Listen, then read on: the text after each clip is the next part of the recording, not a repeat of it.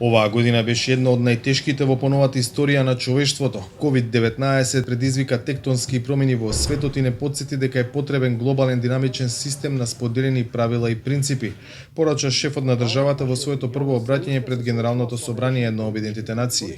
Овогодишниот настан кој се фокусира токму на предизвиците што ги носи корона кризата за прв пат во 75 годишната историја на светската организација се одржува без физичко присуство на лидерите на држави и влади. 2020 треба да биде пресвртна година за сите нас. Денес наместо постојниот статичен поредок, настанат по Втората светска војна, потребен ни е функционален и динамичен систем на споделени правила и принципи во кои веруваме, прилагодени на новото време. Неопходен ни е нов модел на активен, инклузивен мултилатерализам, препознатлив по солидарноста меѓу нациите и хуманоста меѓу луѓето.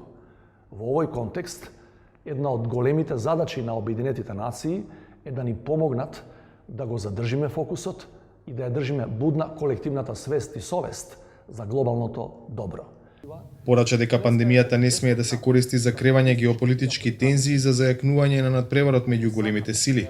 Смета дека има можност за преструктурирање на економиите, технологиите и начинот на живот. Промоцијата на мирот и превенцијата на конфликти, според Пендаровски, немаат алтернатива. Како мала држава во југоисточна Европа, внесовме дополнителна стабилност во регионот, решавајќи со посредство на Обединетите нации еден комплексен спор со нашиот сосед Грција. Сега договореното го спроведуваме во добра верба, од што корист ќе имат и нашите две држави, но и регионот во целина. Истовремено, подготвени сме сите отворени прашања да ги решаваме низ диалог на рамноправни субјекти, зашто значаен пример е договорот за добрососедство и соработка со нашиот сосед Република Бугарија.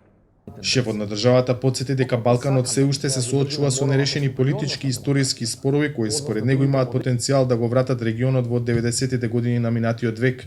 Решението, што рече Пендаровски, е во надминувањето на историските митови, а не во идеологиите од 19-тиот век за етничка и верска доминација. За Гласот на Америка, од Скопје, Владимир Мирчевски. Има уникатно издание. За прв